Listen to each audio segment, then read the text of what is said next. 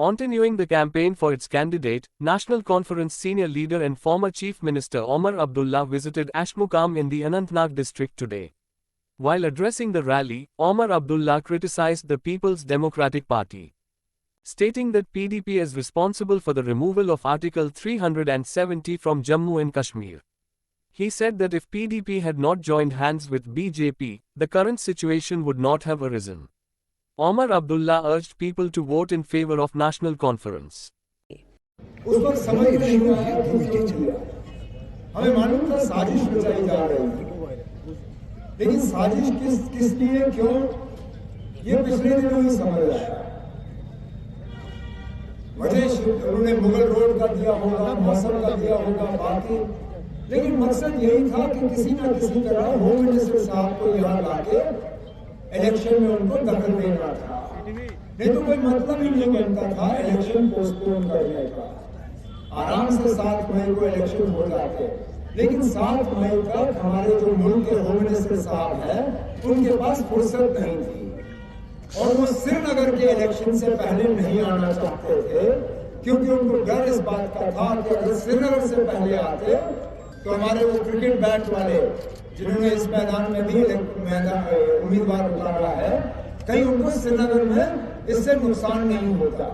तो उन्होंने सोच समझ के अनंतनाग का इलेक्शन जो है पोस्टपोन करा के छठे फेज में किया, ताकि इलेक्शन से पहले होम मिनिस्टर साहब यहाँ आए, हुकूमत के जो लोगों से मिले, यहाँ अपने बीजेपी के लोगों से मिले। मकसद उनका सिर्फ इतना ही है कि किसी न किसी तरह जनाब मीर अल्ताफ साहब को जो है नुकसान पहुंचना चाहिए, क्योंकि यहाँ ये इलेक्शन जो है ठीक है मैदान में उम्मीदवार बहुत हैं, लेकिन ये इलेक्शन जो है दो तरफ के सोच के दरमियान, एक तरफ से वो लोग जो फिरका परस्त हैं, जो मजहब की लड़ाई करवाना चाहते हैं फायदा हासिल करने के लिए। लेकिन हैरानगी की बात यह है कि जब वो मोहतरमा खुद अपने वालिद साहब के जो है ये कहते जो है वोट मांगती है कि मुफ्ती मोहम्मद सैयद साहब जो है वो मर्द मोमिन है, उस वक्त उनको ये बात जो है खटकती नहीं है, उनको उस वक्त उनको ये बात जो है बुरी नहीं लगती कि मजहब और इन चीजों का इस्तेमाल हो रहा है। आज वो ये कह के वोट मांग रही है कि मियां अल्ताफ साहब जो है वो यहाँ के नहीं है, वो अनंतनाग रजौरी पार्लिमानी हल्के से ताल्लुक नहीं रखते। चलिए इस बात को हम 1 मिनट के लिए भूल जाते हैं कि मियां साहब के रिश्तेदार जो हैं वो रजौरी में भी हैं, वो यहाँ पे भी हैं, वो कोकरनाग में भी हैं, हर तरफ हैं। लेकिन महबूबा जी आप मुझे जरा कम से कम ये तो बताएं, जो मैंने खुद श्रीनगर से अपना दूसरा इलेक्शन लड़ा था कोई 15 साल पहले, उसमें तो आप मेरे खिलाफ इलेक्शन लड़ रही थी, आप तो श्रीनगर से नहीं थी, आप तो अपने आप को अनंतनाग से मानती हो, तो आपने श्रीनगर आके कागज कैसे भरे? जब आप श्रीनगर से इलेक्शन लड़ सकते हो वो ठीक है, लेकिन जब मियां अल्ताफ साहब अनंतनाग से इलेक्शन लड़ते हैं वो बात आपको जचती नहीं। क्यों? क्योंकि मियां साहब से आप हारने की डर में बैठे हुए हो और इसलिए आप चाहते नहीं हो कि मियां साहब यहाँ से इलेक्शन लड़े। मांगते आप वोट 2014 में बीजेपी के खिलाफ हो और फिर उन्हीं बीजेपी वालों के साथ आप हाथ मिलाते हो। हमने आज जिस दौर से हम गुजर रहे हैं, जहां हमारी जमीनों को खतरा है, हमारे नौजवानों के रोजगार को खतरा है, हमारे अपने पानी के हक पे खतरा है, यहाँ बाहर से ठेकेदार भी आते हैं, सरकारी बैंक का मुलाजिम लगाना होता है वो भी बाहर से आता है। ये दौर हमें देखने को नहीं मिलता अगर 2019 में इन्हीं कलम दवात वालों ने नेशनल कॉन्फ्रेंस के दोस्ती के हाथ को थाम लिया होता। हमने उस वक्त इस खतरे को पहचाना था। मैंने उस वक्त अल्लाह मगफिरत करे मुफ्ती मोहम्मद सैयद साहब को,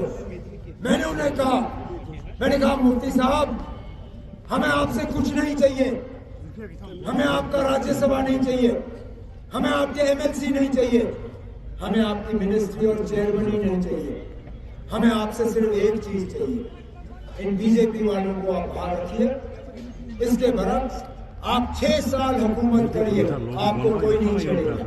इसमें कांग्रेस वाले भी हमारे साथ तैयार थे। 2021 तक वो हुकूमत चलती। आज हमारा झंडा भी होता, आज हमारी अपनी आइन होती, आज हमारी जमीनों पे हमें खतरा नहीं होता, हम इस तरह बेइज्जत नहीं होते। बीजेपी ने यहाँ जो है हमें बदनाम नहीं किया होता। काश उस वक्त हमारी उस दोस्ती के हाथ को थाम लिया गया होता, लेकिन लम्हों ने खता की, सदियों ने सजा पाई। पता नहीं कब तक हम इस लड़ाई को जो है लड़ते रहेंगे अपने हकूक और अपने लिए इंसाफ हासिल करने के लिए। आएंगे हिंदुओं के जेवर छीनेंगे, ये मुसलमान आएंगे हिंदुओं की जमीनें ले लेंगे, ये मुसलमान आएंगे बाबरी मस्जिद पे, राम मंदिर पे बाबरी मस्जिद का ताला लगाएंगे। अब नया इन्होंने शोशा शुरू किया है कि इलेक्शन जो है नरेंद्र मोदी और राहुल गांधी के दरमियान और तरक्की और जिहाद के दरमियान है, जैसे मुसलमानों को जिहाद के अलावा और कुछ आता ही नहीं है। क्या हम तरक्की में शामिल नहीं होना चाहते? क्या हमारे बेटों को हक नहीं है, हमारे नौजवान भाइयों को हक नहीं है कि रोजगार में इनको हिस्सा मिले? क्या तरक्की में हमारा कोई हिस्सा नहीं होना चाहिए?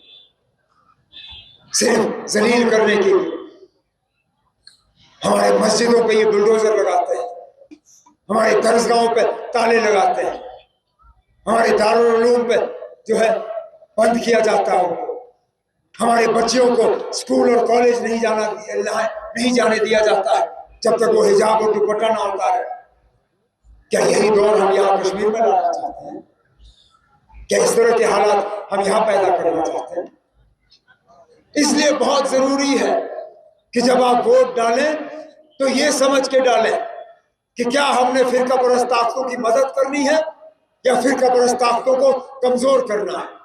अगर मदद करनी है तो तीसरे नंबर बटन के अलावा कोई भी बटन दबाएं, फिरका परस्त ताकतें जो है वो मजबूत होंगी। लेकिन अगर हमने फिरका परस्त ताकतों को रोकना है, अगर उनको कमजोर करना है, अगर हमारे दीन और मजहब के खिलाफ जिस तरह रोज हमले हो रहे हैं, अगर हमने उसको रोकना है तो रोकने का एक ही तरीका है, हमने अपनी कीमती वोट का इस्तेमाल करके तीसरे नंबर बटन को दबा के How do you expect him to react to something that has happened while I've been sitting on stage? I have not seen anything. यहाँ से इस इलेक्शन में कुछ नहीं। उमर साहब ये बताएं, उमर साहब